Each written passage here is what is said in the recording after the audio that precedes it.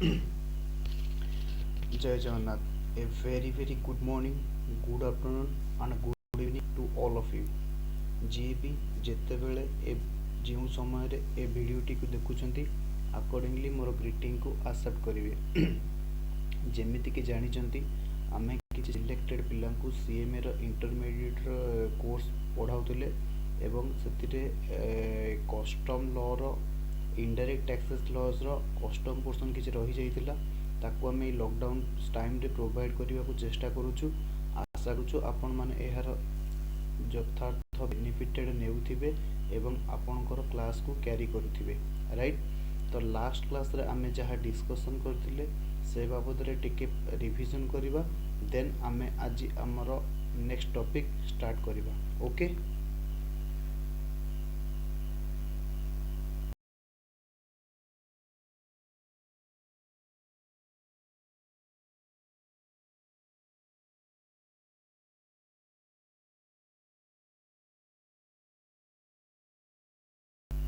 Okay. तो last class रे आमे स्टार्ट करथिले चार्जिंग सेक्शन कस्टम एक्ट रो सेक्शन 12 रे डिफाइन करा जायछि, जेउतिरे कुआ जायछि ड्यूटेबल गुड्स को आमे दुई भाग रे अंडरस्टैंड करथिले। प्रथमे बुझिथिले गुड्स कहिले कोन बुझुचे आमे। सेकंड केस रे आमे बुझिथिले जे सेकंड केस रे आमे बुझिथिले ड्यूटेबल रो अर्थ आमे बुझिथिले। गुड्स केस रे आमे गुड्स रे कोन प्रथम बुझिथिले, आमे गुड्स रे प्रथमे कोन बुझिथिले जे चार्जिंग सेक्शन केवल गुड्स उपरे एप्लीकेबल, अर्थात कस्टम ड्यूटी केवल गुड्स ऊपर एप्लीकेबल, सर्विस उपरे कस्टम ड्यूटी एप्लीकेबल हेबो नाही। सर्विस उपरे कस्टम ड्यूटी एप्लीकेबल हेबो नाही। प्रथम पोर्शन रे आमे बुझिथिले जे एयरक्राफ्ट भेसिल बा भेहिकल, एयरक्राफ्ट भेसिल बा भेहिकल जहा प्रथम थर पाई इंपोर्ट करा जाउछि, प्रथम थर पाई इंडिया को आसुछि, ताकू आमे कहूतिले कोन ना गुड्स। जेमिति कि आमे एग्जांपल देइतिले अनिल अंबानी बा विराट कोहली जापान रु न्यू मॉडल ऑडी इंपोर्ट करूचंती सेमानकर पर्सनल ट्रैवल पाई, ताकू आमे गुड्स कहबा। किंतु जदि कोनोसी एयरक्राफ्ट बा भेसिल बा भेहिकल कोन करा जाउछि ना, जदि कोनोसी गुड्स बा पैसेंजर को कैरी करके आणुछि ताहेले आमे ताकू गुड्स बोली कहिबा नाही, सेकंड रे आमे पढ़िथिले स्टोर, बीए आमे कोन पढ़िथिले स्टोर को आमे गुड्स बोली कहिबा। एहार अर्थ जदि जो जिनिस प्रथम कथा स्टोर कहले आमे कोन बुझू, जो जिनिस एयरक्राफ्ट बा भेसिल रे यूज करिबा पई रखा जायछि ताकू आमे स्टोर कहू। जेमिति कि फ्यूएल हेई पारे, फास्ट एड बॉक्स हेई पारे, कोक हेई पारे बा सॉफ्ट ड्रिंक्स हेई पारे, ताकू आमे स्टोर्स बोली कहिबा। सी रे आमे पढ़िथिले baggage means luggage of passenger, right, luggage of passenger। एहार अर्थ जदि कौनसी यूज्ड आर्टिकल अर्थात यूज्ड किछि गुड्स कौनसी पैसेंजर बा क्रू मेंबर सहित आसुछि out of from a place outside India into India, ताहेले आमे ताकू कोन कहबा ना गुड्स बोली कहबा। ताकू स्पेशली गोटे बैगेज चैप्टर रे पढ़ा जिवो किंतु सेटा आपणकर सीएमए इंटरमीडिएट सिलेबस रे नाही। फिर भी जदि दरकार पड़े आमे आकु लास्ट सेक्शन रे कवर करिबा। बट बैगेज को गुड्स बोली कुहाजिबो। एहार अर्थ जेउ यूज्ड आर्टिकल कौनसी क्रू मेंबर बा पैसेंजर निज सहित क्यारी करी आणुचंती ताकू आमे कौन बोली कहिबा ना गुड्स बोली कहिबा। डी पॉइंट रे आमे पढ़िथिले मने पकाओ। डी पॉइंट रे आमे कौन पढ़िथिले मने पकाओ ना आमे पढ़िथिले मनी करेंसी और नेगोशिएबल इंस्ट्रूमेंट। मने पकाओ जीएसटी एक्ट रे मनी को नाइदर गुड्स नॉर सर्विस ना गुड्स को आजिबो ना सर्विस को आजिबो। अकॉर्डिंगली मनी ऊपर जीएसटी लागे नहीं। बट कस्टम एक्ट रे मनी को गुड्स बोली कुहा जीवो। कस्टम एक्ट रे मनी बा करेंसी बा नेगोशिएबल इंस्ट्रूमेंट को गुड्स बोली कुहा जीवो। गुड्स बोली कुहा जीवो। Right okay. तापरे हमें पढ़िथिले कौन ना ई रे any kind of movable property को आमे कौन कहिबा गुड्स बोली कहिबा। Any kind of movable property को आमे कौन कहिबा गुड्स बोली कहिबा। सेही आमे बुझितिले सेही आमे कौन बुझितिले ना मूवेबल प्रॉपर्टी रे आमे बुझितिले movable means both tangible as well as intangible। Sir tangible तो movable intangible movable केमिति हबो मु कहिली ना मीडिया कंपोनेंट्स। राइट जदि कौनसी intangible मीडिया को आमे कहिबा मूवेबल गुड्स। आउ कौन कहितिले आमे ई पॉइंट रे पढ़ितिले any kind of movable property. Any kind of movable property. Property means आमे कौन जानितिले ना राइट ऑफ एन्जॉयमेंट अर्थात जहा उपरे हमर अधिकार अछि बा जहा को आमे एन्जॉय करि परिबा ताकू गुड्स बोली कहिबा। राइट आउ थरे ए पॉइंट रे एयरक्राफ्ट वेहिकल बा व्हीकल को जदि इंडिया रो लोक के बाहर इंपोर्ट करूचंती को आमे गुड्स कहले। स्टोर को गुड्स बोली कहउतले। बैगेज को गुड्स बोली कहिबा। मनी डी पॉइंट रे थिला मनी करेंसी और नेगोशिएबल इंस्ट्रूमेंट ताकू बोली गुड्स बोली कहिबा। फिफ्थ पॉइंट रे थिला ई पॉइंट रे थिला any kind of movable property. Any kind of movable property ताकू आमे गुड्स बोली कहूतिले। ताकू आमे गुड्स बोली कहूतिले। ओके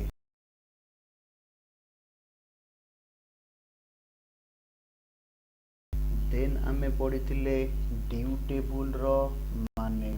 देन आमे कौन पढ़िथिले ना ड्यूटेबल रो माने।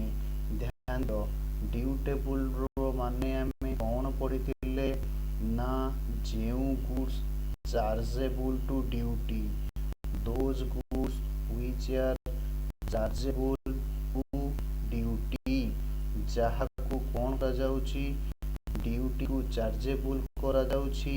एवं आ गोटे पॉइंट आमे पढ़िथिले जहा ऊपर ड्यूटी पेमेंट करा जाई नाही on which duty has not been paid ताकू आमे कोन कहिबा ड्यूटेबल बोली कहिबा।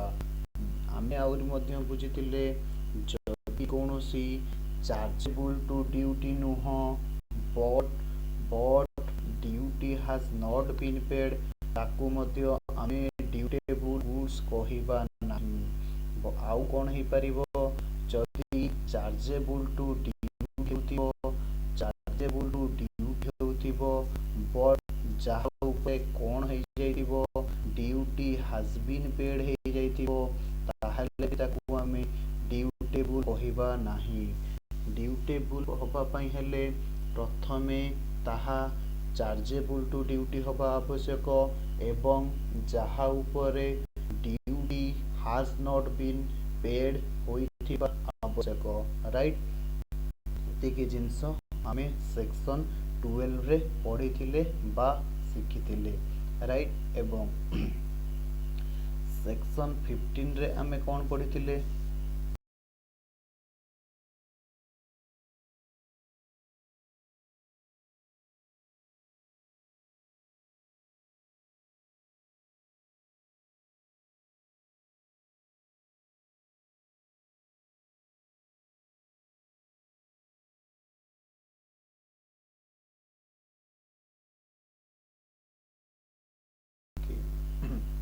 ओके, सेक्शन 12ରେ ଆହୁରି ମଧ୍ୟ ଆମେ ପଢ଼ିଥିଲେ ଯେ ଇନପୁଟ୍ ଡ୍ୟୁଟିଟା କ'ଣ କରାଯିବ, କେଉଁ ହିସାବରେ ଚାର୍ଜ କରାଯିବ, ଯାହାକି କଷ୍ଟମ୍ ତାରିଫ ଆକ୍ଟ 1975 ଅନୁସାରେ ଯେଉଁ ରେଟ୍ ଡିଟରମାଇନ୍ କରାଯିବ ତାକୁ ସେହି ହିସାବରେ ଆମେ କ'ଣ କରିବା ନା ଡ୍ୟୁଟି କାଲକୁଲେସନ୍ କରିବା। CTA 1975ର କାମ କ'ଣ ନା ରେଟ୍ ଡିଟରମାଇନ୍ କରିବ ଏବଂ ଗୁଡ୍ସର ନେଚରକୁ କ'ଣ କରିବ ନା କ୍ଲାସିଫିକେସନ୍ କରିବ। ଆହୁରି ମଧ୍ୟ ଆମେ ପଢ଼ିଥିଲେ କ'ଣ ପଢ଼ିଲେ ନା ଡ୍ୟୁଟି ଅଫ୍ କଷ୍ଟମ୍ ଦୁଇ ପ୍ରକାର ହେଇପାରେ। ଗୋଟିଏ ହେଉଛି ଇମ୍ପୋର୍ଟ ଡ୍ୟୁଟି, ଆଉ ଗୋଟିଏ ହେଉଛି ଏକ୍ସପୋର୍ଟ ଡ୍ୟୁଟି। ଇମ୍ପୋର୍ଟ ଡ୍ୟୁଟି କାହା ଉପରେ ଲାଗିବ ନା ଇମ୍ପୋର୍ଟ କେସ୍ରେ ଲାଗିବ। ଏକ୍ସପୋର୍ଟ ଡ୍ୟୁଟି କାହା ଉପରେ ଲେଭି କରାଯିବ ନା ଏକ୍ସପୋର୍ଟ କେସ୍ରେ ଲେଭି କରାଯିବ। ନା କେଉଁ କେସ୍ ଲେଭି କରାଯିବ? ଏକ୍ସପୋର୍ଟ କେସ୍ରେ ଲେଭି କରାଯିବ। ଆହୁରି ମଧ୍ୟ ପଢ଼ିଥିଲେ CTAର ଦୁଇଟା ସିଡ୍ୟୁଲ୍ ଅଛି। CTAର ଦୁଇଟା ସିଡ୍ୟୁଲ୍ ଅଛି, ଗୋଟିଏ ହେଉଛି ସିଡ୍ୟୁଲ୍ 1 ଆଉ ଗୋଟିଏ ହେଉଛି ସିଡ୍ୟୁଲ୍ 2। ଗୋଟିଏ ହେଉଛି ସିଡ୍ୟୁଲ୍ 1 ଆଉ ଗୋଟିଏ ହେଉଛି ସିଡ୍ୟୁଲ୍ 2। ଫାର୍ଷ୍ଟ ସିଡ୍ୟୁଲ୍ରେ କ'ଣ ଥିଲା ନା ଫାର୍ଷ୍ଟ ସିଡ୍ୟୁଲ୍ରେ ଥିଲା ଇମ୍ପୋର୍ଟ ତାରିଫ। ଫାର୍ଷ୍ଟ ସିଡ୍ୟୁଲ୍ରେ ଥିଲା ଇମ୍ପୋର୍ଟ ତାରିଫ ଯାହାକି ଲେଭି କରାଯାଉଥିଲା ଅନ୍ ଇମ୍ପୋର୍ଟେଡ୍ ଗୁଡ୍ସ। ସେକେଣ୍ଡ ସିଡ୍ୟୁଲ୍ରେ ଥିଲା ଏକ୍ସପୋର୍ଟ ତାରିଫ ଯାହାକି କାହା ଉପରେ ଲେଭି କରାଯାଉଥିଲା ଅନ୍ ଏକ୍ସପୋର୍ଟେଡ୍ ଗୁଡ୍ସ ଉପରେ ଲେଭି କରାଯାଉଥିଲା। ଓକେ, ତାପରେ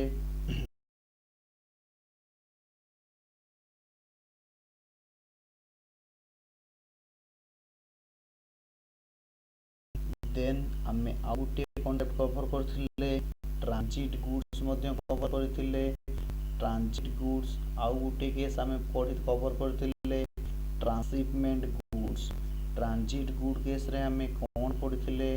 late suppose this is our India. ଯଦି ଗୁଡ୍ସ ମନେକର ୟୁଏସ୍ରୁ ଆସୁଛି, ଯେଉଁଟାକି ପ୍ରଥମେ ଆସିକି ସେ ଭେସିଲଟା ମୁମ୍ବାଇ କଷ୍ଟମ୍ ଷ୍ଟେସନରେ ପହଞ୍ଚିବ ଏବଂ ମୁମ୍ବାଇ କଷ୍ଟମ୍ ଷ୍ଟେସନ ଦେଇ ସେଇ ଭେସିଲଟା ମନେକର ଅଷ୍ଟ୍ରେଲିଆ ଯିବ। ରାଇଟ୍, ତ ସେଇ ମୁମ୍ବାଇ କଷ୍ଟମ୍ ଷ୍ଟେସନରେ ଭେସିଲରେ ଯାହାବି ଗୁଡ୍ସ ଆଭେଲେବୁଲ୍ ଅଛି ଅନ୍ ଭେସିଲରେ ତାକୁ ଆମେ କ'ଣ କହିବା? ନା ତାକୁ ଆମେ କହିବା ଯେ ଟ୍ରାନଜିଟ୍ ଗୁଡ୍ସ। ତାକୁ ଆମେ କ'ଣ କହିବା? Transit goods. ମନେକର ଟ୍ରାନ୍ସସିପମେଣ୍ଟ ଗୁଡ୍ସ ଆମେ କାହାକୁ କହିବା? ମନେକର ୟୁଏସ୍ରୁ ଯଦି କୌଣସି ଭେସିଲ୍ 1ରେ ଗୁଡ୍ସ ଆସି ମୁମ୍ବାଇ ଏୟାରପୋର୍ଟରେ କ'ଣ ହେଲା ନା ଅନଲୋଡେଡ୍ ହେଲା, ବଟ୍ ସେଇ ଗୁଡ୍ସକୁ ଆପଣଙ୍କ ଶ୍ରୀଲଙ୍କାକୁ ଭେସିଲ୍ 2 ମାଧ୍ୟମରେ ପଠାଇ ଦିଆଯିବ। ତ ଯେଉଁ ଗୁଡ୍ସଟା ମୁମ୍ବାଇ ଏୟାରପୋର୍ଟରେ ଅନଲୋଡ୍ ହେଲା ଯାହାକୁ ଅନ୍ୟ ଏକ ଭେସିଲ୍ ମାଧ୍ୟମରେ ଶ୍ରୀଲଙ୍କା ପଠାଇ ଦିଆଯିବ, ସେଇ ଗୁଡ୍ସକୁ ଆମେ କ'ଣ କହିବା ନା ଟ୍ରାନ୍ସସିପମେଣ୍ଟ ଗୁଡ୍ସ କହିବା। ଓକେ, आउ मध्य आमे कौन कवर करथिले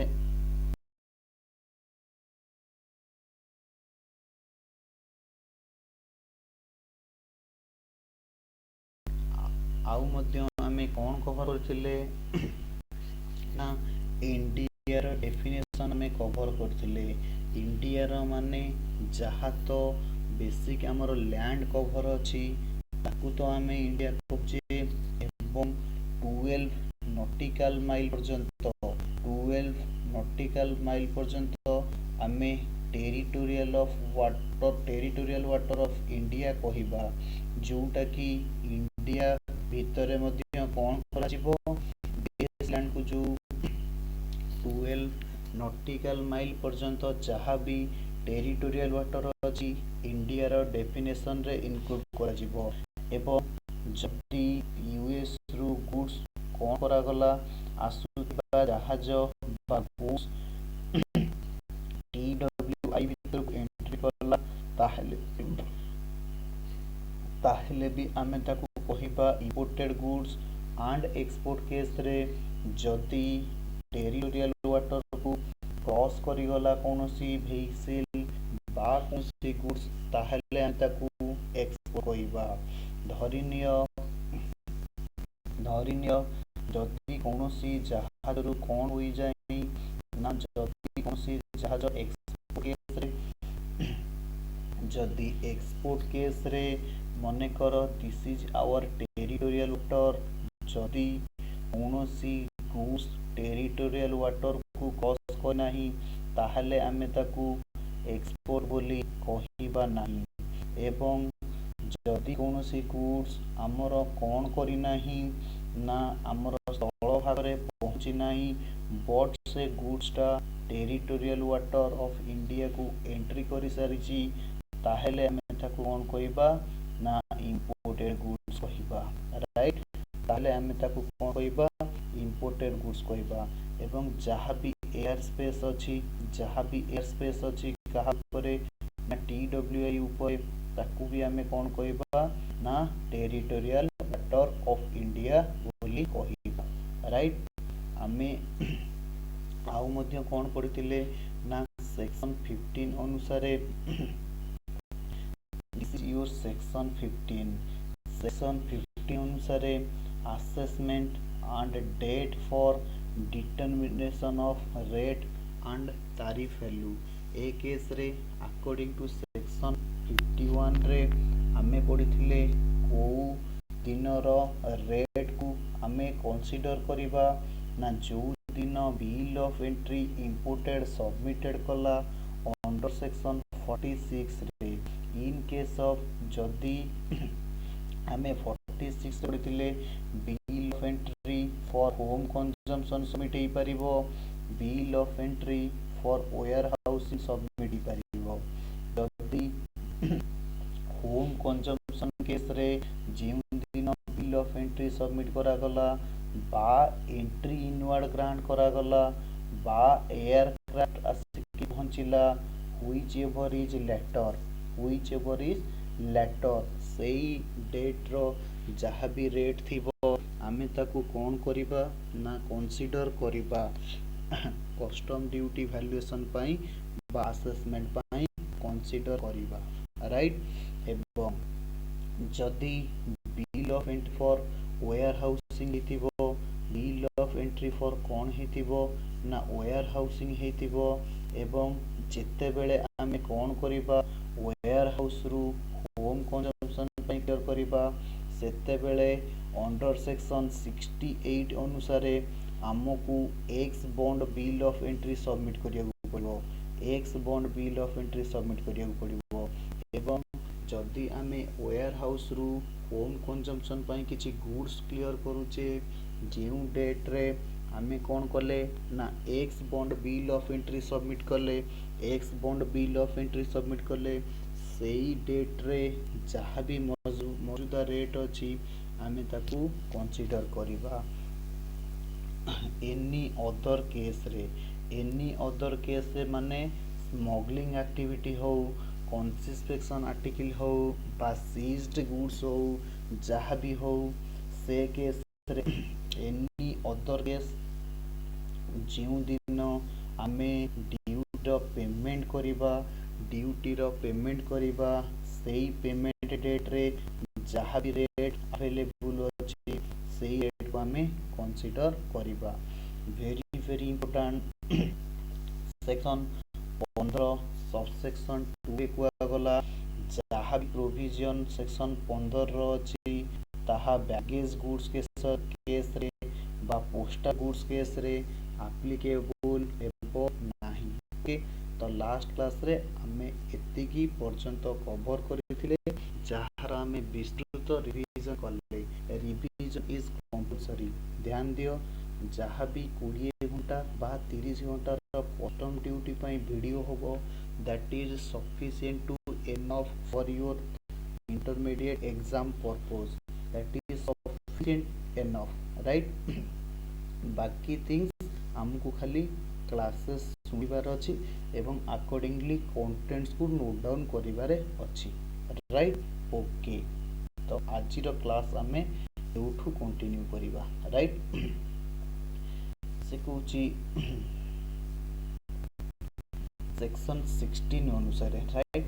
सेक्शन 16 अनुसार date for determination of rate of duty and तार इवैल्यूएशन ऑफ एक्सपोर्टेड गुड्स। गोटे काम करिबा आमे किछि समय पय कोन करिबा ना सेक्शन 16 टा को होल्ड करि रखिबा। जत्ते बेले आमे एक्सपोर्ट प्रोसीजर पढिबा सेते बेले आमे सेक्शन 16 कवर करिबा। एक्सपोर्ट प्रोसीजर जहाँ भी आमे सेठी सेक्शन 41 42 43 एवं सेक्शन 50 जेमती इनपुट केस रे हमको कोन करिया पड़तला ना बिल ऑफ एंट्री सबमिट करिया पड़तला अंडर सेक्शन 46 अनुसार सेठी सेम आउ एवं 31 अनुसार हमको कोन सबमिट करिया पड़तला आईजीएफ बा इंपोर्ट रिपोर्ट बा इंपोर्ट मैनिफेस्ट सेठी समती प्रोसीजर करा जिवो सेक्शन 50 अनुसार, राइट? तो सेते बेले आमे जा पढिबा सेक्शन 16 को कवर करिबा। जते बेले सेक्शन 50 से पोर्शन आमे कवर करिबा एठी सेक्शन 16 कवर करिबा। फिलहाल से पर्यंत मु आपको होल्ड करूची, राइट? ओके, मने पकाओ जीएसटी भी पढिले सेल्फ असेसमेंट, इनकम टैक्स में पढ़ीचे self assessment, provisional assessment, best judgement assessment. GST case रे सेक्शन 59 सेक्शन 60 रे हमें पढ़िथिले। सेक्शन 60 रे थिला प्रोविजनल असेसमेंट, 59 रे थिला सेल्फ असेसमेंट। जेमती इनकम टैक्स एक्ट रे मध्ये सेल्फ असेसमेंट रो प्रोविजन हमें पढुथिले। से कहूची इम्पोर्टेड गुड केस रे जेते बेले भी आमे पढ़ी के आसीथिले मने पकाओ कोन ना बिल ऑफ एंट्री 46 रे पढ़ी आसीथिले। बिल ऑफ एंट्री किए सबमिट करिवो? इंपोर्टर सबमिट करिवो। कहा को सबमिट करिवो? कस्टम ऑफिसर को सबमिट करिवो। सेते बेले गुड्स रो डिस्क्रिप्शन डिटेल्स देबो एवं गुड्स रो वैल्यू को असेसमेंट करिवो। एवं आमे आउरी पढ़ीथिले जदि होम कंजम्पशन पाई से गुड्स को क्लियर करूथिबो ताहले ड्यूटी ऑफ पेमेंट इमीडिएट करिबा को पड़िबो। बट मने पकाओ डेफर पेमेंट किछि केस मानु को दिया जाइतिला, राइट? जो माने ऑथराइज्ड इकोनॉमिक ऑपरेटर थिले, जो माने कोन थिले ऑथराइज्ड इकोनॉमिक ऑपरेटर थिले टायर 2 एंड टायर 3 केसे सेते बेले आमे कोन करिथिले ना सेमानकु डेफर्ड पेमेंट फैसिलिटी दउथिले। मने पकाओ डेफर्ड पेमेंट फैसिलिटी आमे मध्य लास्ट क्लास रे पढ़ी की आसीचे जे डेफर्ड पेमेंट फैसिलिटी केमिति दिया जीवो ताकू मध्य आमे कोन करिचे पढ़ी की आसीचे। एवं आमे पढ़ीथिले 1 तारिख रु 15 तारिख भितरे जहाँ भी बिल ऑफ एंट्री सबमिट करा जीवो तार पेमेंट को पर्यंत हबो ना 60 डेज ऑफ दैट मंथ रे ताकू कोन करिया को पड़िबो इंपोर्ट ड्यूटी पेमेंट करिया पड़िबो। एवं जेउ बिल ऑफ एंट्री 16 तारिख रु 30 तारिख भितर हेतिबो बा मंथर एंड भितर हेतिबो फॉलोइंग मंथर केबे पेमेंट करा जिवो ना फॉलोइंग मंथर केबे पेमेंट करा जिवो ना फॉलोइंग मंथर 1 तारिख रे पेमेंट करा जिवो but in case of month of March रे आमे पढिले जहाँ भी सेकेंड मंथ रो सेकेंड पोर्शन रे कोन करा गला जेमति की मार्च 16 रु मार्च 31 भितर जहाँ भी बिल ऑफ एंट्री सबमिट करा जिवो तार पेमेंट करिवार डेट होची केते ना मार्च 31 तारिख राइट। तो एगुडी को आमे कोउटी पढिले एगुडी को आमे कोउटी पढिथिले ना ना ना आमे लास्ट क्लास रे पढिथिले राइट। लास्ट क्लास रे मध्य आमे ए कथा को भी कवर करिथिले से कहूची वर्तमान सेक्शन 17 रे कहूची self assessment assessment is a procedure adopted determining the duty liability by correct classification and valuation of goods रो क्लासिफिकेशन चैप्टर हम पढ़िबा वैल्यूएशन चैप्टर भी हमें पढ़िबा सेथिरे गुड्स को सठिक भाबरे कोन करी असेस करी तार ड्यूटी लायबिलिटी को निर्धारण करबा को कोन कुआ जाए ना असेसमेंट कुआ जाए। असेसमेंट होची गोटे प्रोसीड्यूर जेउतिरे कोन करा जाए इंपोर्टेड गुड्स रो वैल्यूएशन करा जाए एवं इंपोर्ट ड्यूटी रो अमाउंट कैलकुलेशन करा जाए इंपोर्ट ड्यूटी रो अमाउंट कैलकुलेशन करा जाए। से कहूची क्लॉज ए रे कोन कहूची ध्यान दियो क्लॉज ए रे कोन कहूची ध्यान दियो ओके कहूची duty self assessed by importer or exporter ए कथा आमे पढ़ी आसीचे इंपोर्टर केस रे सेक्शन 46 एक्सपोर्ट केस रे आमे पढ़िबा सेक्शन 50 रे कोन करा जिवो असेसमेंट करा जिवो साल self assess the duty importer करिवो if any leviable on such goods एहार अर्थ जदि ड्यूटेबल गुड्स हेतिबो ताहेले इंपोर्टर रो काम होची सी सेल्फ असेसमेंट करिवो right. However store can be warehoused without assessment provided in section 85 हमें स्टोर्स चैप्टर जते बेले पढिबा सेक्शन 85 रे सेते बेले कोन करा जिवो नाही ना स्टोर को वेयर हाउस करिवा पई सेल्फ असेसमेंट रो आवश्यकता नाही राइट ओके। कुछ verification examination testing of goods by proper officer जहाँ भी थिबो सीए कोन करिवो verify entries made under section 46 रे bill of entry import case रे बिल ऑफ एंट्री सबमिट करा जबो 46 रो प्रोविजन अनुसार एवं एक्सपोर्ट केस रे सेक्शन 50 अनुसार बिल ऑफ एंट्री सबमिट करा जिवो self assessed goods referred under section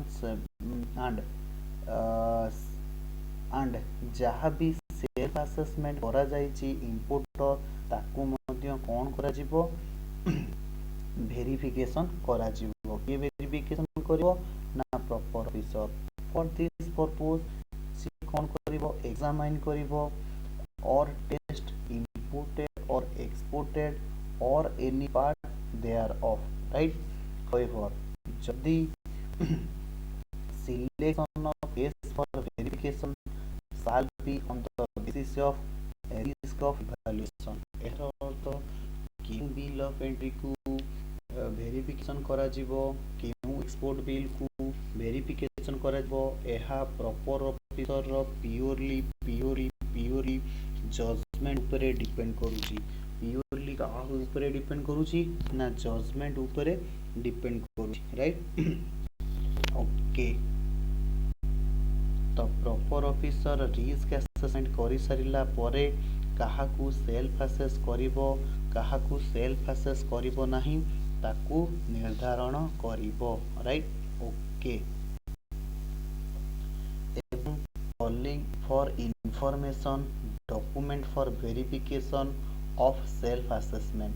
Proper officer कौन करिवो जहाँ भी डॉक्यूमेंट थिबो न्यू डॉक्यूमेंट आधार रे बिल ऑफ एंट्री सबमिटेड करा गला ता सेतिरे आमे पढिथिले कोन जे इनवॉइस अछि कि नाही डॉक्यूमेंट टू बी सबमिटेड रे इनवॉइस अछि कि नाही आउ कोन पढिथिले आउ कोन पढिथिले property in goods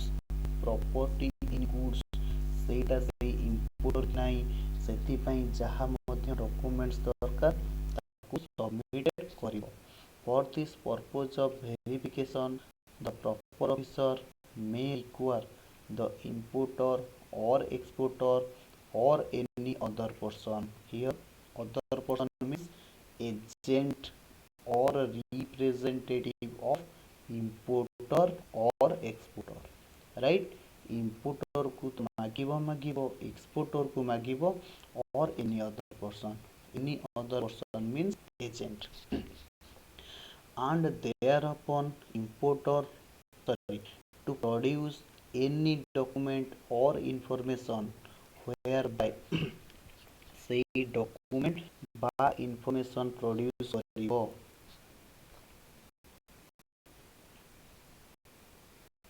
whereby the duty leviable on the imported or exported goods as the case may be ascertained and thereupon importer and exporter or any other person shall produce such document or information.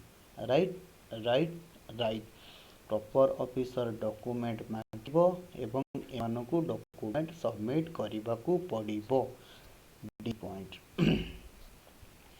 Reassessment of duty in case of wrong assessment जदि importer बा exporter किछि duty रो wrong assessment करिसंती तो से case रे proper officer कोन करिवो ना ताकू रीअसेस करिवो रीअसेसमेंट करिवो से कहूछि जदि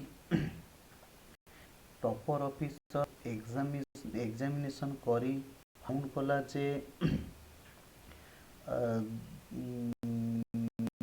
self assessment is not done correctly the proper officer कौन करिवो reassess करिवो duty leviable on such goods.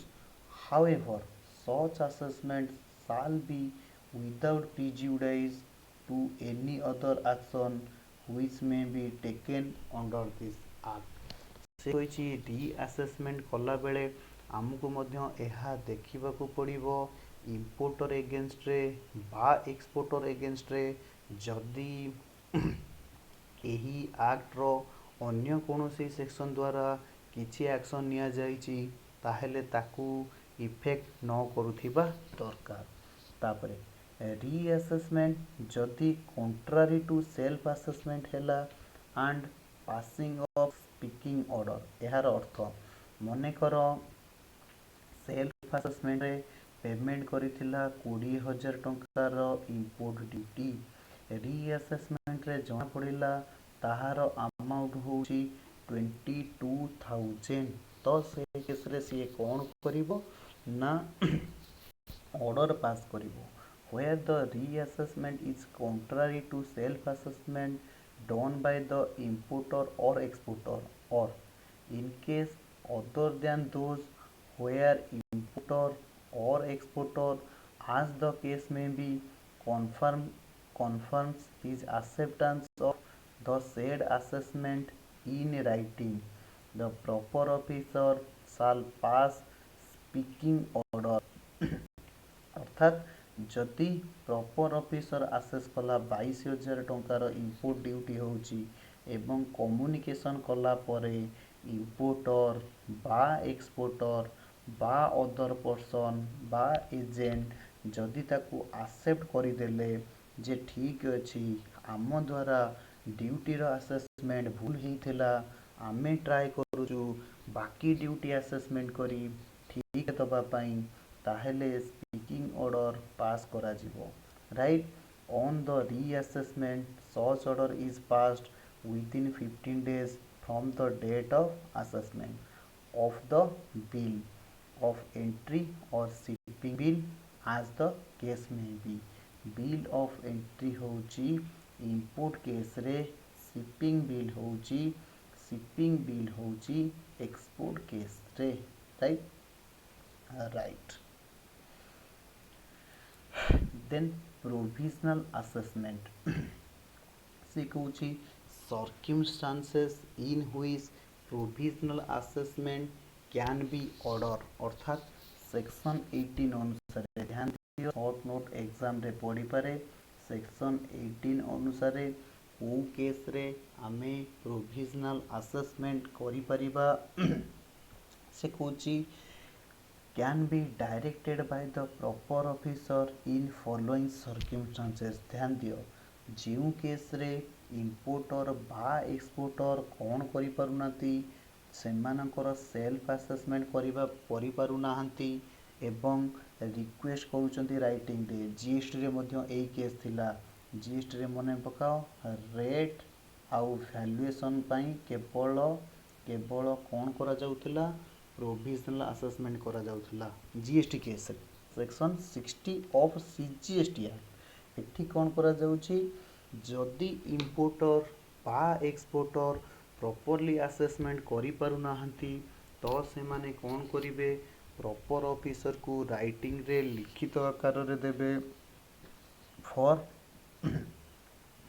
Assessment right और जदि proper officer deems it necessary to subject any imported goods or exported goods to any chemical or other test अर्थात जदि proper officer को लागुची कौनसी imported goods हो बा exported goods हो बा कौनसी केमिकल हो बा अदर टेस्ट हो ताहले से केस रे कौन करा जिवो ना प्रोविजनल असेसमेंट करा जिवो प्रथम केस होची इंपोर्टर रिक्वेस्ट दबो एप्लिकेशन दबो द्वितीय केस होची प्रॉपर ऑफिसर को जदि लागुची प्रोविजनल असेसमेंट करिबा पई ताहेले से कोन करिवो ना प्रोविजनल असेसमेंट करिवो राइट तो प्रोविजनल असेसमेंट करिवो okay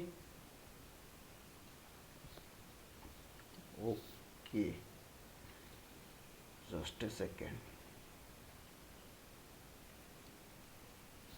then where the importer or exporter has produced all the necessary documents and furnished full information but the proper officer deems it necessary to make further inquiry तो से case रे भी मध्य provisional assessment करा जिवो प्रथम case कहला importer exporter sorry proper officer को writing रे जणाइबो जे मोर प्रोविजनली असेसमेंट करा जाऊ जदि बी पॉइंट रे कहला जदि प्रॉपर ऑफिसर को लागुची प्रोविजनल असेसमेंट करिबा पई ताहेले प्रोविजनल असेसमेंट करा जिवो तृतीय केस कहला जदि प्रॉपर ऑफिसर कौन होनी सैटिस्फाइड होनी जहाँ भी इंफॉर्मेशन किए सबमिट करथिला इंपोर्टर सबमिट करथिला ताहेले भी से केस रे प्रोविजनल असेसमेंट करा जिवो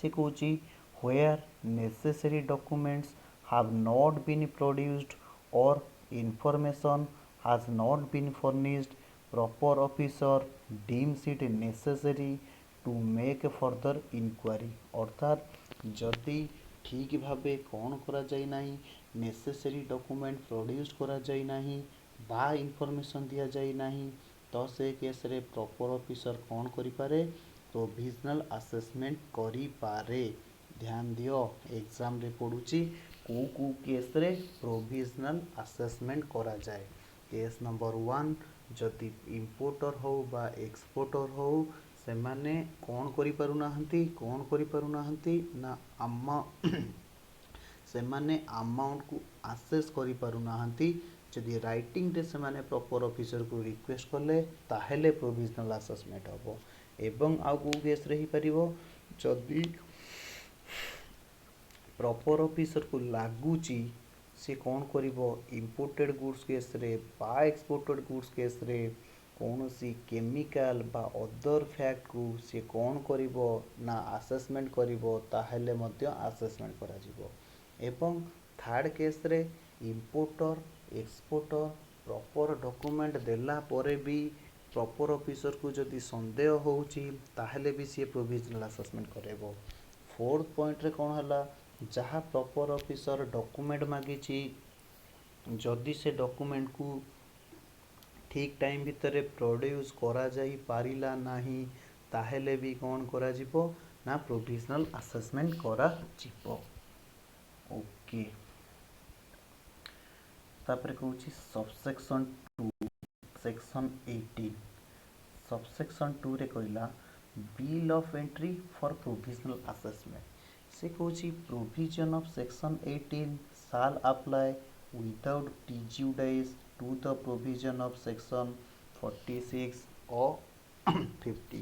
46 होची बिल ऑफ एंट्री आ गोटे होची शिपिंग बिल एक्सपोर्ट केस रे होची 50 सेक्शन 50 अनुसार शिपिंग बिल जहाँ आमर बिल ऑफ एंट्री थिला डिटो से शिपिंग बिल खाली एटा इनपुट केस रे फर्निश करा जाउची सेटा को केस रे फर्निश करा जिवो एक्सपोर्ट केस रे फर्निश करा जिवो। एटा सेक्शन 46 अनुसार फर्निश करा जाउची सेटा सेक्शन शिपिंग बिल सेक्शन 50 अनुसार कोन करा जिवो फाइल करा जिवो। Subsection 3 hence the bill of entry or shipping bill is required to be presented in accordance with provision 46 or 50 for the purpose of provisional assessment as well, right।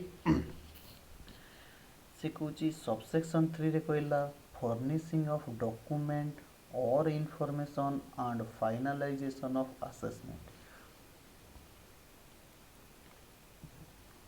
से कहूची जदि provisional assessment को आधार करी section 18 subsection 1 हिसाब रे कौन सी document बा information required by proper officer for final assessment.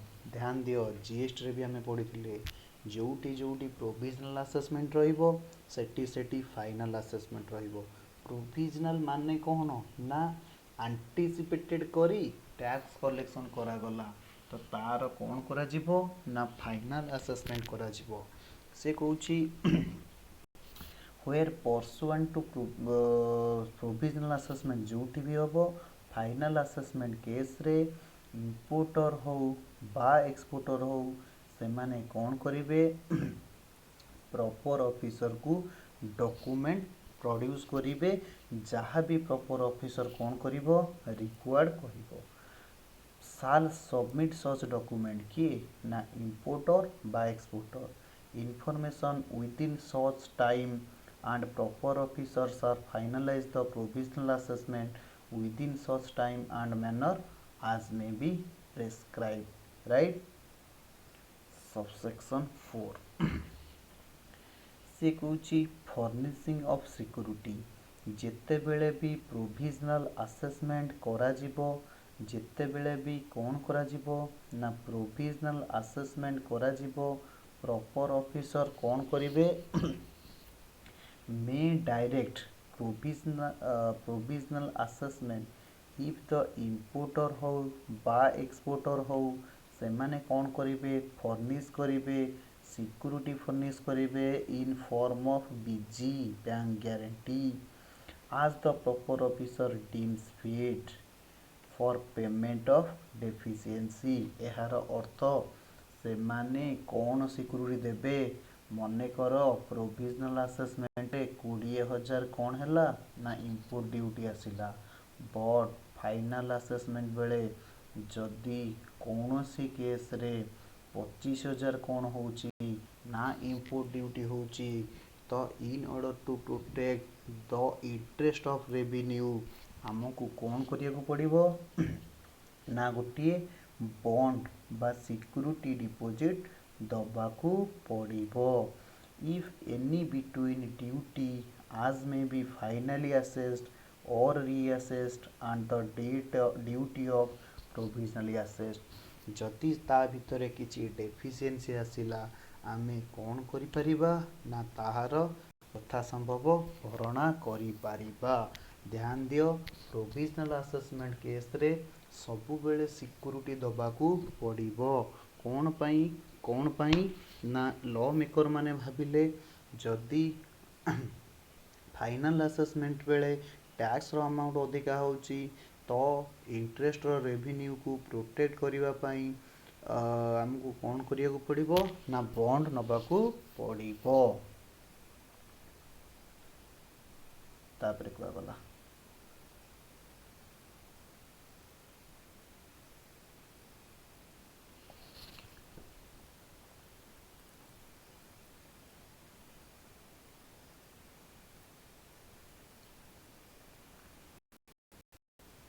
Subsection 5 right.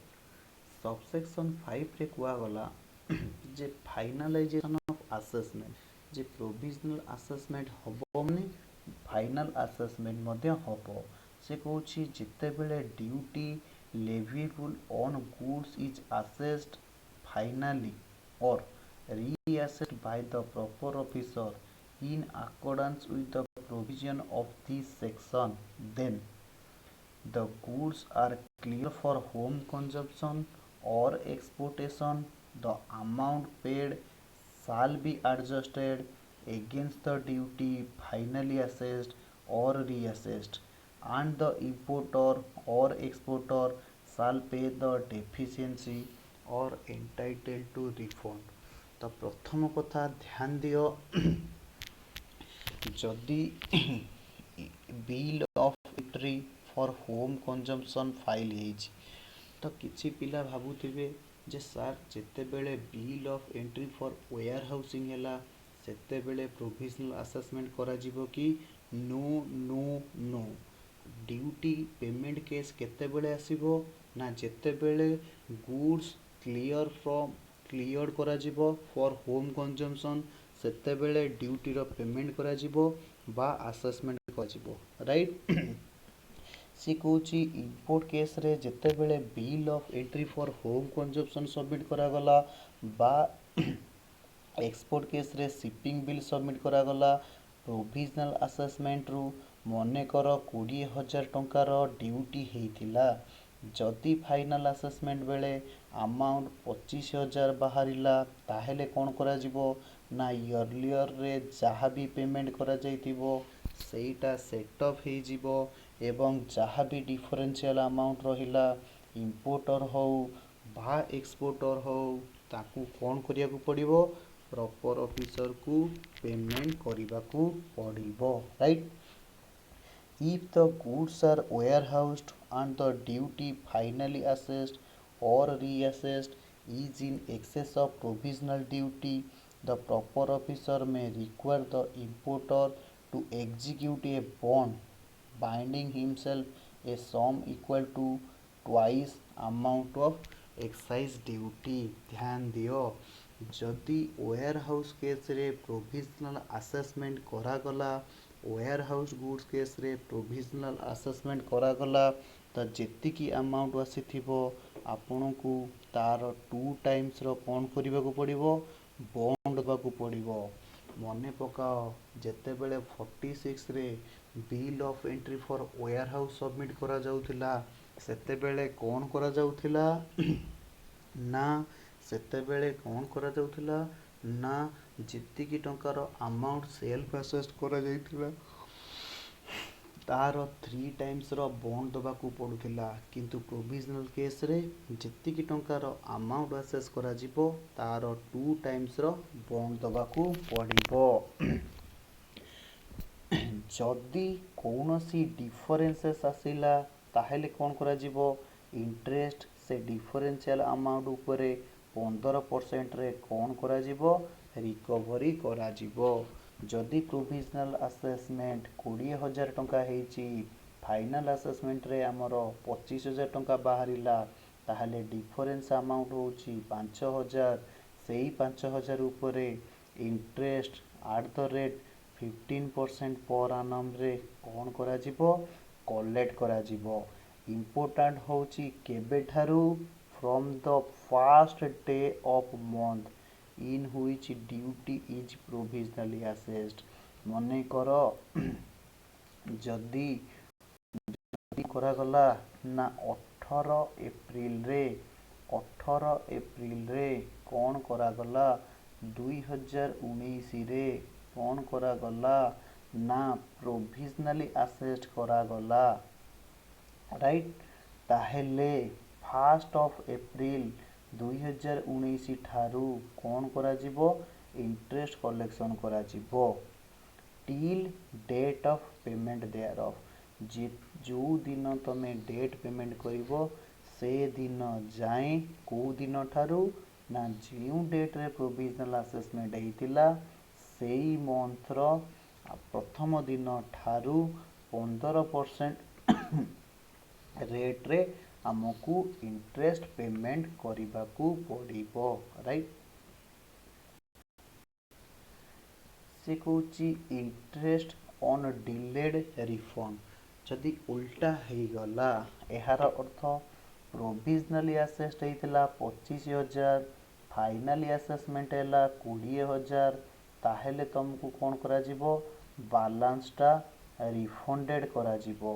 प्रश्न आसुची से बालांस उपरे इंटरेस्ट दिया जिवो कि नहीं कारण जेतेबेले आमे कम पेमेंट करथिले सेतेबेले 18% रे सुध दिया 15% रे सुध दिया जाउथिला। तो जदि आमे किछि एक्सेस पेमेंट करि देइचे एवं डिफरेंस अमाउंट गवर्नमेंट हमको कौन करिवो रिफंड करिवो हेले गोटिए कंडीशन इंटरेस्ट भी गवर्नमेंट हमको दबो केबे ठारू गवर्नमेंट इंटरेस्ट दबो ध्यान दियो जिउ जदि से अमाउंटा कौन हैला नहीं 3 मंथ भितरे रिफंड हैला नहीं 3 मंथ भितरे कौन हैला नहीं रिफंड हैला नहीं को डेट ठारू 3 मंथ ना जो दिन ठारू तमर फाइनल असेसमेंट हैला सेई दिन ठारू जदि 3 मास भितरे कौन करागला नहीं ना अमाउंट रिफंड करागला नहीं ताहेले कौन करा जिवो जो दिन 3 मास सरीला ता पर दिन ठारू जेते दिन पर्यंत तमर अमाउंट फेरा जाई नहीं सेते दिन पर्यंत 6% पर आनम हार रे सुध दिया जीवो। एहार अर्थ मने कर फाइनाली असेसमेंट हैला 1 जनवरी रे राइट फाइनल असेस्ट है 1 जनवरी रे जदि एहार 3 मास दैट मीन्स जनवरी फेब्रुआरी मार्च 31 मार्च सुधा तुमको कौन करागला नहीं ना गवर्नमेंट से फंड रिफंड कला नहीं दैट मीन्स आम एग्जांपल रे 5,000 टंका रिफंड करने को थिला ताहेले कौन करा जिवो 1 एप्रिल ठारू जिते दिन पर्यंत गवर्नमेंट पेमेंट करी अर्थात मने कर गवर्नमेंट हमको रिफंड करुची 20 एप्रिल रे केबे ना 20 एप्रिल रे देन 1/4 रु 20/4 पर्यंत 6% इंटरेस्ट लागिबो 5,000 टंका उपरे right. Circumstances a refund can be granted. The amount of duty refundable and interest shall be credited to consumer welfare fund. एहार अर्थ however instead of being credited to consumer welfare fund in following cases it shall be paid to the importer or exporter if such amounts relates to। एहार अर्थ को case रे amount refund करा जिवो एवं को case रे amount कौन करा जिवो ना कंज्यूमर वेलफेयर को ट्रांसफर करा जिवो कंज्यूमर वेलफेयर को कौन करा जिवो ट्रांसफर करा जिवो। एहार अर्थ जदि कौन करा गला जदि कौन करा गला ना जदि duty and interest first point एटा first bullet duty and interest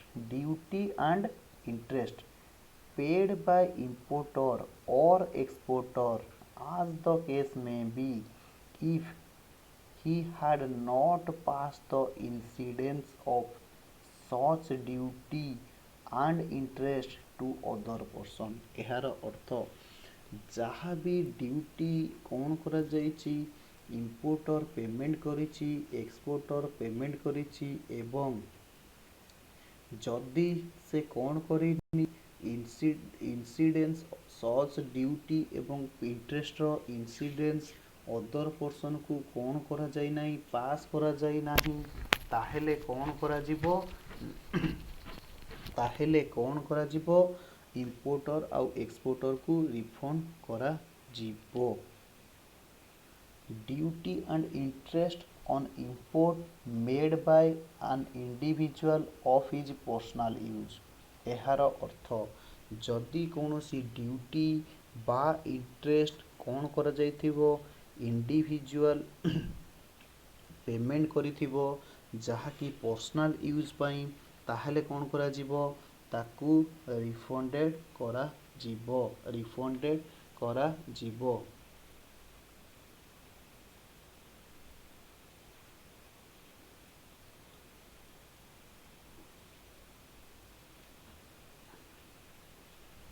Okay, next duty and interest borne by the buyer if it had not been passed on incidence of such duty and interest to any person। that is ଆମେ IDT ରେ ପଢ଼ିଥିଲେ, ଧ୍ୟାନ ଦିଅ DT ଆଉ IDT ଭିତରେ ଆମେ ଗୋଟିଏ ଫରକ ପଢ଼ିଥିଲେ। ଡିଟିରେ କ'ଣ ହେଉଥିଲା, ପେମେଣ୍ଟ ବି ମିଷ୍ଟର ଏକ୍ସ କରୁଥିଲା, ବର୍ନ ବି ମିଷ୍ଟର ଏକ୍ସ କରୁଥିଲା। ଆମେ ତାକୁ କ'ଣ କହୁଥିଲେ, ଡାଇରେକ୍ଟ ଟ୍ୟାକ୍ସ। ଇନଡାଇରେକ୍ଟ ଟ୍ୟାକ୍ସରେ କ'ଣ କରାଯିବ, ପେମେଣ୍ଟ କରିବ ମିଷ୍ଟର ଏକ୍ସ ବଟ୍ ବର୍ନ କରିବ ମିଷ୍ଟର ୱାଇ। ଏହାର ଅର୍ଥ ଆମେ ଯେତିକି ଟଙ୍କା କଷ୍ଟମ ଡ୍ୟୁଟି ପେମେଣ୍ଟ କରିଛେ ଯଦି ଅନ୍ୟ ଜଣକୁ ପାସ୍ଡ ହେଇନାହିଁ, ଏହାର ଅର୍ଥ ଆମେ ଯଦି ଅନ୍ୟ କାହାଠାରୁ ରିକଭର କରିନାହୁଁ, ତାହେଲେ କ'ଣ କରାଯିବ, ଏ ଡ୍ୟୁଟି ଆମକୁ ରିଫଣ୍ଡ କରାଯିବ। ସାର୍ ଆମେ ବୁଝିପାରିଲୁନୁ, ଆଉ ଥରେ ଏକ୍ସାମ୍ପଲ ଦିଅନ୍ତୁ। ଯଦି ଆମେ ଇମ୍ପୋର୍ଟ ଡ୍ୟୁଟି ପେମେଣ୍ଟ କଲେ କୌଣସି ଗୁଡ୍ସ ଉପରେ 5,000 ଟଙ୍କା, ଯେଉଁ ଗୁଡ୍ସର ଭ୍ୟାଲୁ ଥିଲା 50,000 ଟଙ୍କା, ଆମେ ଇମ୍ପୋର୍ଟ ଡ୍ୟୁଟି ପେମେଣ୍ଟ କଲେ 5,000, ରାଇଟ୍। ବର୍ତ୍ତମାନ ଇଣ୍ଡିଆରେ ଗୁଡ୍ସ ଆସି ପହଞ୍ଚିଗଲା, ରାଇଟ୍। ଆମେ କ'ଣ କଲେ, ଯେତେବେଳେ ଫାଇନାଲି ଅନ୍ୟ ଏକ କନଜ୍ୟୁମରକୁ ବିକିଲେ, ଫାଇନାଲ କନଜ୍ୟୁମରକୁ ବିକିଲେ, ମନେକର କେତେ ଟଙ୍କାରେ ବିକିଲେ ନା 70,000 ରୁପିଜରେ ବିକିଲେ। କେତେ ଟଙ୍କାରେ ବିକିଲେ ନା 70,000 ରୁପିଜରେ ବିକିଲେ। ଏହାର ଅର୍ଥ ଯଦି ଏ 70,000ରେ inclusive of all taxes and duties ଅଛି, ଏହାର ଅର୍ଥ ଯାହା ବି ଆମେ ଇମ୍ପୋର୍ଟ ଡ୍ୟୁଟି ପେମେଣ୍ଟ କରିଥିଲେ ତାକୁ ଆମେ ଫାଇନାଲ କନଜ୍ୟୁମରକୁ ପାସ୍ କରିଦେଲେ, ଅର୍ଥାତ୍ ଫାଇନାଲ କନଜ୍ୟୁମର ପାଖରୁ ଆମେ ରିକଭର କରିଦେଲେ।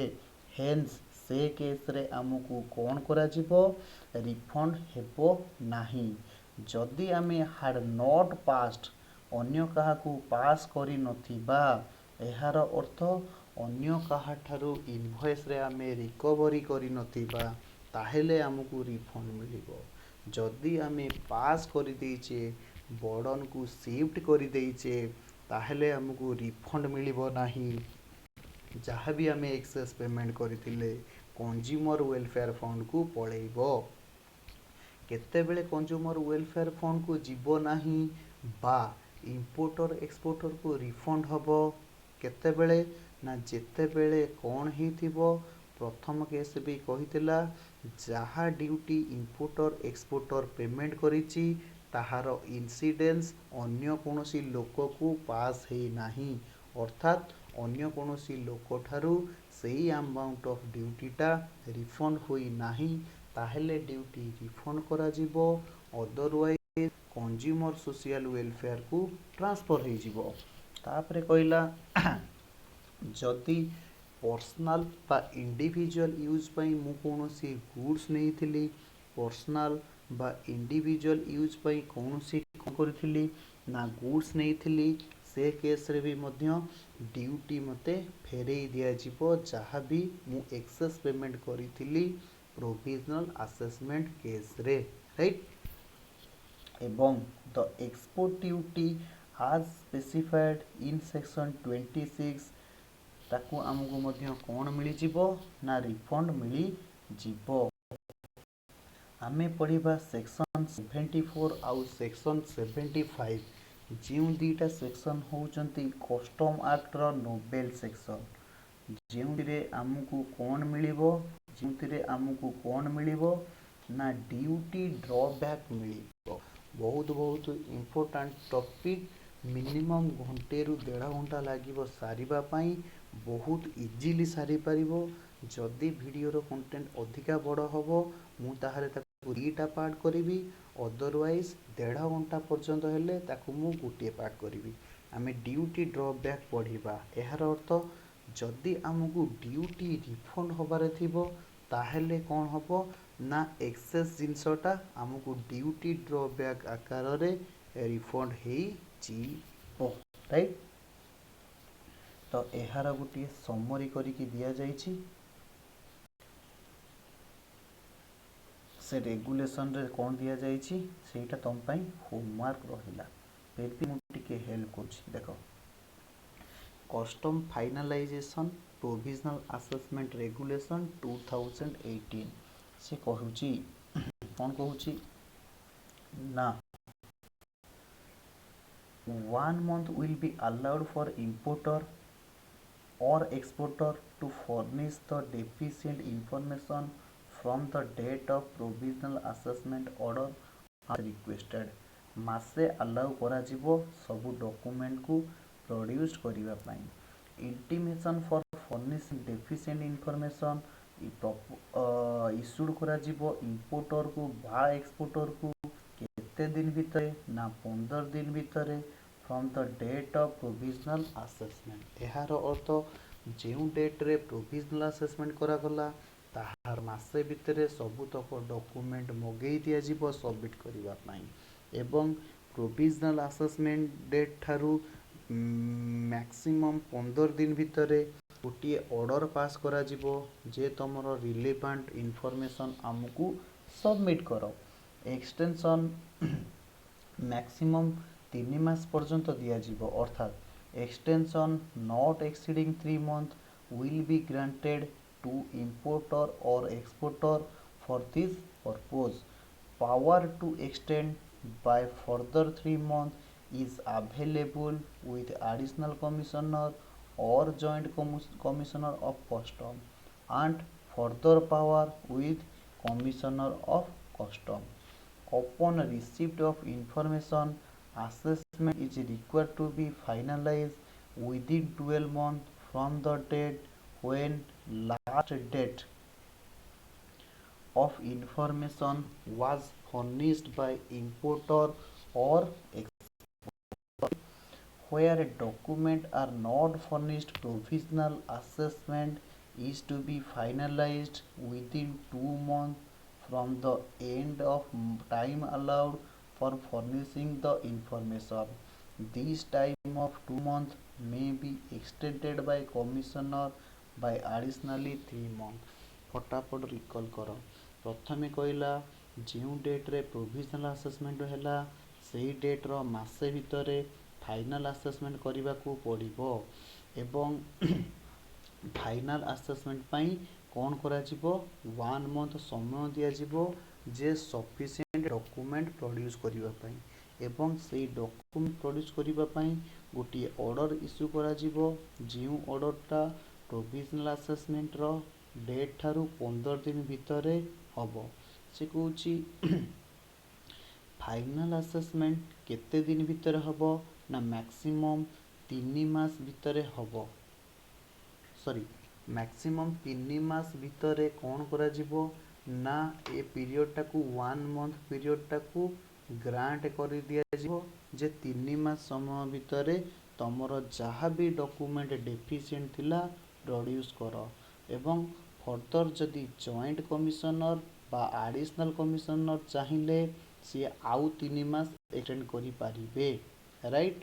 ଏବଂ ଯେଉଁ ଡେଟ୍ରେ ଫାଇନାଲ ଇନଫର୍ମେସନ୍ ମିଳିଲା ସେଇ ଡେଟ୍ ଠାରୁ upon receipt of assessment is required to be finalized within 2 months from the date when last of information was furnished by importer। अर्थात जो दिन आमको फाइनाल इनफॉरमेशन मिलीगला ताहार 2 मास भितर आमे कौन करिबा ना फाइनाल करिबा right.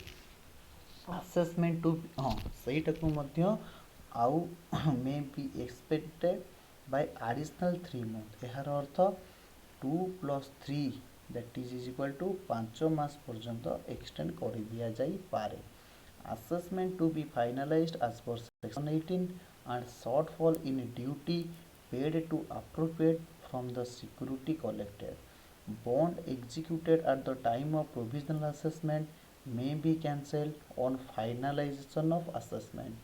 Failure to adhere such regulation may attract penalty at the rate 50,000। यार अर्थ मने पकाओ प्रोविजनल असेसमेंट केस रे वेयर हाउसिंग केस रे कौन करा जाइथिला ना 2 टाइम्स रो बॉन्ड डिपोजिट करा जाइथिला सेई बॉन्ड टाको फाइनलाइजेशन करा जिवो जेते बेले ए प्रोसीजर कंप्लीट होई जिवो। Next last section perhaps okay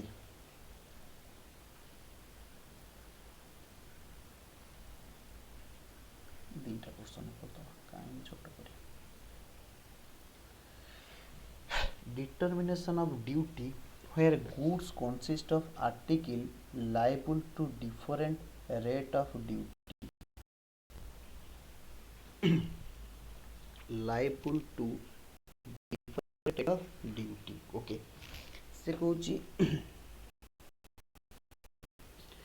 except हाँ determination of duty where goods consist of article liable for a different rate of duty अर्थात किसी गुड्स आमे इंपोर्टेड करिचे जोंटी डिफरेंट रेट ऑफ ड्यूटी लागुची अर्थात केउटी 12% लागुची तो केउटी 18% लागुची केउटी एग्जेम्प्टेड गुड्स अछि किछि ड्यूटेबल गुड्स अछि से केस रे कोन कराछि except as otherwise provided in law for the time being in force where goods consist of set of article duty shall be calculated as follows article liable to duty with reference to quantity shall be chargeable to that duty।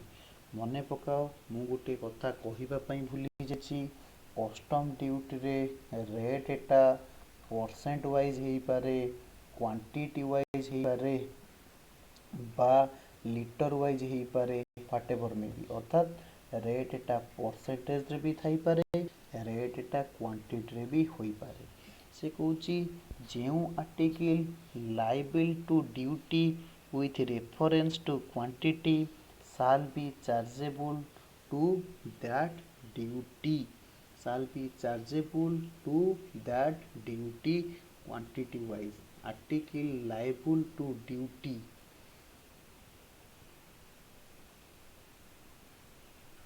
with reference to quantity shall be chargeable to that duty article liable to duty with reference to value shall be chargeable to duty as under केमिति if article are liable with the same rate duty then duty shall be levied at that rate if article in set are liable different rate of duty then duty shall be chargeable at highest of those rate एहार अर्थ ध्यान दियो जदि आमे कौन करूचे समूह आकार रे किछि जिनिस आणुचे जेउटी कौन करा जाउची वैल्यू हिसाब रे ड्यूटी इंपोज करा जाउची परसेंटेज हिसाब रे कौन करा जाउची ड्यूटी इंपोज करा जाउची से केस रे जदि डिफरेंट ड्यूटी अच्छी गोटे जोटा हायर रेट ऑफ ड्यूटी रहिबो सेई रेटटा ऑल गुड्स उपरे एप्लीकेबल एवं जदि क्वांटिटी हिसाब रे ड्यूटी इम्पोज करा जाउथिबो ताहेले कोन करा जिवो ना टोटल क्वांटिटी हिसाब रे कोन करा जिवो ड्यूटी कलेक्शन करा जिवो article not liable to duty then they shall also be chargeable to duty at higher rate specified in B above. This is your A, this is your B. Your A, this is your B. Right? Quantity case रे quantity हिसाब रे लागिवो but value case रे जदि different rate duty अछि ताले highest rate ड्यूटीटा समस्त ପାଇଁ ଲାଗିଯିବ जदि सेम रेट ड्यूटी अछि ताले सेम रेट ड्यूटी लागिवो जदि exempted article dutiable goods case सहित मिसिकी आसीची ताले हाईएस्ट रेट थिबो हाईएस्ट रेट जहाँ भी थिबो सेई रेट रे सबु गुड्स रे कौन है ना ड्यूटी इम्पोज करा जिवो इभेन दो सेटा ड्यूटेबल गुड्स नथिबो जदि किछि जदि किछि गुड्स ड्यूटेबल किछि गुड्स नॉन ड्यूटेबल बा एग्जेम्प्टेड तो जदि रेट ऑफ ड्यूटी कहली परसेंटेज रही पारे क्वांटिटी बेसिस रही पारे जदि रेटटा परसेंटेज बेसिस रे अछि जोटा भी हाईएस्ट रेट ऑफ ड्यूटी थिबो सेटा सब गुड्स लाग जीवो वेरी सिंपल जदि इंपोर्टर प्रोड्यूस करूची evidence to satisfaction of proper officer the evidence is available regarding the value of any article liable to different rate of duty such article shall be chargeable to duty separately applicable to it एहार अर्थ जदि जदि importer किछि evidence प्रमाण करिदेला जे एई goods उपरे एतिकी duty लागिवो एई goods उपरे एतिकी duty लागिवो एवं proper officer सेतिरे satisfied हे गला ताहेले कोन करा जिवो ना सेपरेट रेट रे ड्यूटी इम्पोज करा जिवो मने रखो क्वांटिटी हिसाब रे भी ड्यूटी इम्पोज करा जाई पारे परसेंटेज रेट रे भी ड्यूटी इम्पोज करा जाई पारे जदि क्वांटिटी हिसाब रे ड्यूटी इम्पोज करा जाउची ताहले ऑल क्वांटिटी ऊपर एकाथरे ड्यूटी कोन करा जिवो कलेक्शन करा जिवो जदि किछि गुड्स मिसिकी आसीची ए बी सी डी चारि प्रकार गुड्स मिसिकी आसीची एवं ताहा ऊपर अलगा अलगा कौन अच्छी रेट ऑफ ड्यूटी अच्छी ताहले कौन करा जिवो ना जो रेट रे अधिका इंपोर्ट ड्यूटी थिबो सेई रेट रे ए बी सी डी चारिटा ऊपर वैल्यू रे इंपोर्ट ड्यूटी लागी जिवो जदि इंपोर्ट ड्यूटी समस्तंकर समान थिबो ताहले सेई समान रेट रे ही लागिबो राइट से कुछ rate of duty applicable in certain accessories supplied with imported article हाँ आउ गोटे पॉइंट रही गला जदि नॉन ड्यूटेबल गुड्स सहित मिसिकी आसुथिबो ताहले कौन करा जिवो ना ड्यूटेबल गुड्स रे जोटा हायर रेटेड थिला फॉर एग्जांपल मने कर ए बी सी डी चारिटा गुड्स मु आनिची ए ऊपर रेट ऑफ ड्यूटी होची 10% बी ऊपर होची 12% सी होची एग्जेम्प्टेड गुड्स बा नॉन ड्यूटेबल गुड्स डी मध्य नॉन ड्यूटेबल गुड्स ताहेले 12% रेट रे सबू ऊपर कौन करा जिवो ना इंपोर्ट ड्यूटी कैलकुलेशन हबो जदि इंपोर्टर प्रॉपर ऑफिसर को सैटिस्फाइड करिदेला नाई जे एटा डिफरेंट रेट ऑफ ड्यूटी लागिवो ताहेले कौन करा जिवो इंपोर्ट ड्यूटी डिफरेंटली कलेक्शन करा जिवो right a rate of duty applicable to accessories this case रे कौन हबो supplied with imported article if any accessories of spare parts and maintenance implements shall be chargeable at same rate of duty as that article if proper officer is satisfied that in ordinary course of trade। ଏହାର ଅର୍ଥ ଯଦି ସିଏ ordinary course of ଟ୍ରେଡ଼ରେ କ'ଣ କରାଯାଇଥିବ, ଆସେସରିଜକୁ କିଛି import କରାଯାଇଥିବ।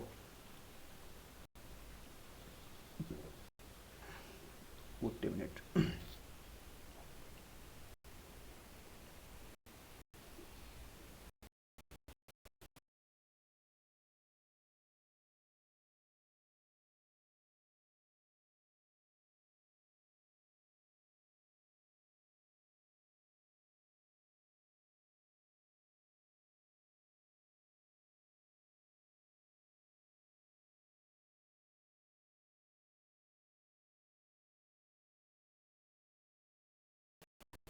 Okay, से कहला जदि आसेसरीज कौन हेतिबो ना of spare parts and maintenance हेतिबो, shall be chargeable to same rate of duty as that of article। एहार अर्थ ए होची मेन आर्टिकल, बी होची तार स्पेयर पार्ट। ए पाई जो रेट थिबो से स्पेयर पार्ट रे मध्य से रेट कौन हेजिबो लागी जिवो। जदि दीटा जाक कौन हेतिबो ऑर्डिनरी कोर्स ऑफ ट्रेड हेतिबे एवं सच accessories part and implements are compulsorily supplied with that article and no separate charge is made for such supply, their price being included in price of that article। एहार अर्थ A B जो आमे नेइथिले spare part सेटा ए पई compulsorily supply हेइतिबा दरकार एवं दीटा पाई अलगा अलगा इनवॉइस होई नथिबा दरकार। एहार अर्थ आसेसरीज पाई जहाँ भी प्राइस थिला सेगुडी को कौन हेतिबो सेपरेट चार्जेस लागी नथिबो, अर्थात आसेसरीज प्राइस मेन प्राइस भितर कौन हेतिबो इंक्लूडेड हेतिबो। ताहेले आसेसरीज पाई कौन रेट लागिबो ना मेन आर्टिकल उपरे जो रेट रे ड्यूटी लागुची सेई रेट रे आसेसरीज उपरे मध्य ड्यूटी लागी जीवो, राइट। तो एठी मु कोई रखुची लास्ट 2 दिन हबो किछि टेक्निकल प्रॉब्लम जोगु माने प्रतिकूल परिवेश रे अर्थात एडवर्स एनवायरनमेंट रे हमर क्लास रिकॉर्डिंग चली। मोर ऑब्जेक्ट होची आपण मानक पाखरे क्लास पहुंचू, आपण टाइम टू टाइम को रिवीजन करंतु, एग्जाम रे सक्सीड होंतु। हमर जहाँ भी मिशन एंड विजन अछि हम ताको अकम्प्लिश करिबा। आज आउ 4 रु 5 दिन भितरे 4 रु 5टा क्लास भितरे आमे हमर कस्टम क्लास कौन करिबा ना कंप्लीट करि देई थिबा, राइट। जदि मु बेसिकली भाबीबी बेसिकली हेबी कौन रहिला ना वैल्यूएशन रहिला, राइट। वैल्यूएशन गोटे क्लास जीवो, जदि 1.5 घंटा रु अधिका हबो ताहले मु ताको 2टा क्लास करदेबी, राइट। वैल्यूएशन गोटे जीवो, आउ गोटे आसीबो वेयर हाउस गोटे क्लास, आउ गोटे आसीबो ड्यूटी ड्रॉबैक, आउ गोटे आसीबो क्लासिफिकेशन ऑफ ड्यूटी। एतिकी हे सरी जीवो, आउ गोटे लास्ट रहबो एक्सपोर्ट प्रोसीड्यूर। एतिकी हे गले सरी गला तुमर तो एमसीक्यू पड़िबो 25 मार्क रु 5 मार्क 6 मार्क एमसीक्यू पड़े, आउ 2टा लॉन्ग क्वेश्चन, राइट। आउ 2टा लॉन्ग क्वेश्चन रे तुमको कौन करियो को पड़िबो ना वैल्यूएशन 15 मार्क पक्का पड़िबो, सॉरी 8 मार्क पक्का पड़िबो, आउ गोटे 7 मार्क थियोरेटिकल क्वेश्चन पई प्रिपेयर होबाकू पड़िबो। थियोरेटिकल क्वेश्चन पई प्रिपेयर होबाकू पड़िबो, जेंति कि ड्यूटी ड्रॉबैक हो बा तुमर क्लासिफिकेशन कोडिंग क्लासिफिकेशन हो व्हाटएवर मे बी से गोटे क्वेश्चन आसीबो। Okay okay, bye bye.